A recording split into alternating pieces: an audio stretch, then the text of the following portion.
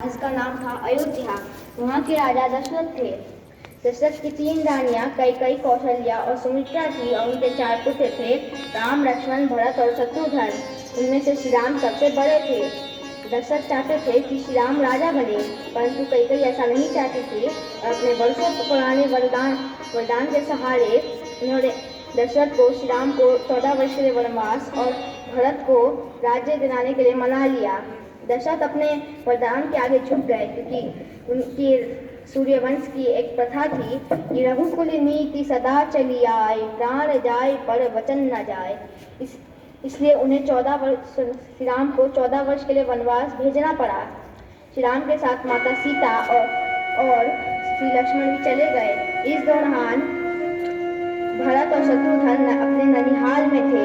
जब वो वापस अयोध्या आए और उन्हें पता चला कि श्री राम 14 वर्ष के लिए वनवास चले गए, तो उन्हें अपनी माता पर बहुत क्रोध आया और उन्होंने अपनी माता कैकेयी का त्याग कर दिया और वो वहाँ पर राज करने लगे। जब श्री राम दंडकवन में थे और वहाँ एक कुटिया बना के रहने लगे। कुछ समय बाद वहाँ पे एक राक्षसनी शूर्पणखा आई और शूर्पणखा दोनों भाइयों से विवाह करना चाहती थी। गुस्से में आके लक्ष्मण जी ने उनके नाक काट दी। नाक कटने के कारण शूर्पणखा अपने भाई राक्षस राज रावण के पास चली गई। रावण ने अपने 2 भाइयों को शूर्पणखा के साथ भेजा, परंतु श्री राम ने उन दोनों भाइयों का अंत कर दिया। शूर्पणखा ने जब ये बात रावण को बताई तो रावण गुस्से में आया और उसने एक योजना बनाई जिससे वो माता सीता का हरण कर सके। उसने अपने मामा मारीच को स्वर्ण हिरण बन के कुटिया के पास जाने के लिए कहा। उसका मामा मारीच स्वर्ण हिरण कुटिया के पास गया और माता सीता उस पर मोहित हुई। माता सीता ने कहा कि मेरे लिए इस स्वर्ण हिरण को पकड़ लाइए। राम जानते थे कि ये स्वर्ण हिरण कोई मायावी राक्षस है, परंतु अब उनकी लीला का समय आ गया था, इसलिए वो उसके पीछे चले गए। वहाँ जाके उन्होंने स्वर्ण हिरण को एक बार मारा, जिससे वो स्वर्ण हिरण अपने असली रूप मारीच के रूप में आ गया और मारीच अपने असली रूप में आके श्री राम की आवाज में लक्ष्मण लक्ष्मण चिल्लाने लगा। लक्ष्मण जी भी जानते थे कि ये उनके भैया नहीं, वो मायावी राक्षस है, क्योंकि वो जानते थे कि उनके भैया कभी संकट में नहीं हो सकते। परंतु सीता माँ को लगा कि श्री राम संकट में है, तो उन्होंने लक्ष्मण को श्री राम के पास भेज दिया। परंतु जाते जाते लक्ष्मण जी ने कुटिया के आसपास लक्ष्मण ने रेखा खींच दी। जब रावण वहाँ साधु का वेश बना के आया, तब वो उस लक्ष्मण रेखा को पार नहीं कर सका और माता सीता से भिक्षा मांगने लगा। माता सीता बाहर अंदर से ही भिक्षा देने लगी, क्योंकि लक्ष्मण जी ने बाहर आने से मना किया था। परंतु रावण ने क्रोध में आके कहा कि मैं तुम्हारे पति को श्राप दे दूंगा। तो माता सीता डर गई और बाहर आई। रावण उन्हें पकड़ के ले जाने लगा अपने पुष्पक विमान पर, जो और फिर जटायु ने देख लिया। जटायु ने रावण को मारने की चेष्टा की, परंतु रावण ने उसे अपनी चंद्रहास से मार दिया।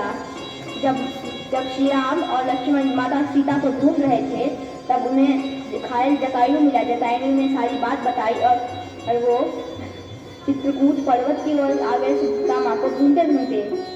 तो वहाँ उनकी मुलाकात हनुमान जी से हुई। हनुमान जी बचपन से ही श्री राम के भक्त थे और हनुमान जी ने श्री राम को सुग्रीव की सारी बात बताई। श्री राम ने सुग्रीव के बड़े भाई बाली को दंड देके उसका राज्य स्कंधा वापस दिलाया।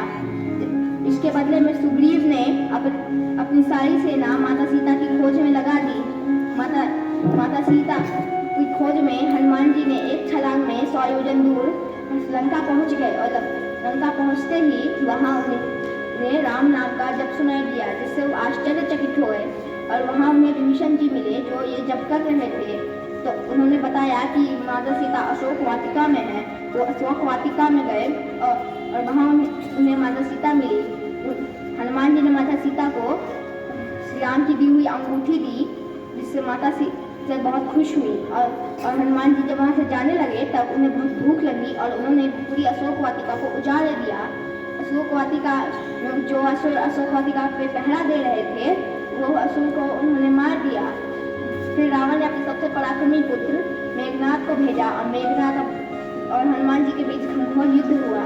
मेघनाथ और हनुमान जी के युद्ध में मेघनाथ ने अपने ब्रह्मास्त्र से हनुमान जी को बांध दिया। हनुमान जी चाहते तो मेघनाथ के ब्रह्मास्त्र को काट सकते थे, लेकिन इससे ब्रह्मदेव का अपमान होता, इसलिए वो बंध गए। और फिर जब वो रावण के समक्ष गए तब रावण ने उनकी पूंछ में आग लगा दी और जिससे उन्होंने पूरी लंका में आग लगा दी और लंका से चले गए और वापस श्री राम के पास आए और श्री राम को सारी घटना बताई। श्री राम ने समुद्र से बड़ी प्रार्थना की कि उन्हें जाने का रास्ता दे, लेकिन समुद्र ने कोई रास्ता नहीं दिखाया। श्री राम क्रोध में आके उन्होंने अपने बाण को निकाला, जिससे समुद्र देवता भयभीत होकर बाहर आए और उन्हें कहा कि आपकी सेना में जो वानर है जिनका नाम नर और नील है, उन्हें श्राप है कि अगर वो किसी भी पत्थर को छू लेंगे या किसी भी चीज़ को छू लेंगे तो वो समुद्र में नहीं डूबेगी। तो उन्होंने ऐसा ही किया। हर पत्थर पे श्री राम का नाम नर और नील ने लिखा और उससे सेतु बनाया, जिससे 100 योजन दूर लंका सारे वानर पहुंच गए। उसके बाद रावण और श्री राम के सेना के बीच बहुत घनघोर युद्ध हुआ। रावण की सेना कमजोर पड़ रही थी, इसलिए उसने कुंभकर्ण को जगाया।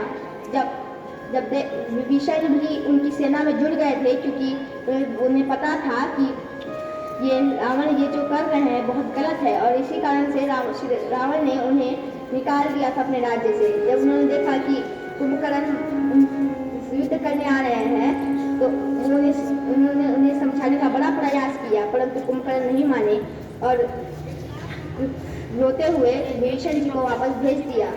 उसी पर कहा जाता है कि भाई से बिछड़ता है भाई, इससे बड़ा कोई आघात नहीं, परंतु धर्म पे प्राण निछावर हो ये कम सौभाग्य की बात नहीं। रण में हो भविष्य अनिश्चित है, जीना मरना निज हाथ नहीं। किस बाण पे किसका नाम लिखा ये बात किसी को ज्ञात नहीं। अब आगे हनुमान जी ने, सुग्रीव जी ने, अंगद ने और स्वयं लक्ष्मण जी ने भी कुंभकर्ण से युद्ध करने का प्रयास किया, परंतु वो कुंभकर्ण का कुछ न बिगाड़ सके। फिर श्री राम जी और कुंभकर्ण के बीच युद्ध हुआ, जिसमें कुंभकर्ण मारा गया। उसके बाद रावण ने मेघनाथ को जगाया और मेघनाथ को युद्ध में भेजा। मेघनाथ ने युद्ध में लक्ष्मण जी से युद्ध किया और लक्ष्मण जी को अपनी वीरघाती शक्ति से घायल किया। लक्ष्मण जी घायल हो गए। फिर हनुमान जी संजीवनी बूटी के तलाश में द्रोणागिरी पर्वत गए। द्रोणागिरी पर उन्हें संजीवनी बूटी नहीं मिली, क्योंकि उन्हें उसकी पहचान नहीं थी। फिर वो पूरा द्रोणगिरी पर्वत उठा लाए और फिर द्रोणगिरी पर्वत से संजीवनी बूटी मिली और फिर उससे लक्ष्मण का उपचार हुआ। अब लक्ष्मण और मेघनाथ के बीच में पुनः युद्ध हुआ, जिसमें मेघनाथ मारा गया। फिर रावण स्वयं युद्ध में आ गया। रावण में युद्ध में आता देख इंद्रदेव ने अपना दिव्य रथ और अपने दिव्य सारथी को श्री राम की सेवा में भेजा। श्री राम ने उन दोनों का उपयोग किया और रावण के नाभि में जो अमृत था उसको अपने अग्नि मार से सुखा दिया और अपने ब्रह्मास्त्र से उसका अंत किया। फिर श्री राम, लक्ष्मण और माता सीता अयोध्या लौट गए, जहाँ अयोध्यावासी ने श्री राम के 14 वर्ष बाद अयोध्या लौटने की जश्न मनाई और वहाँ पे उन्होंने दीपक जलाए। तब पहली दीपावली मनी। रामायण खुद में ही एक महाकाव्य है, जिससे हमें एक आज्ञाकारी पुत्र, एक आज्ञाकारी भाई होने की सीख मिलती है और बहुत सारी और सीखें मिलती है। धन्यवाद।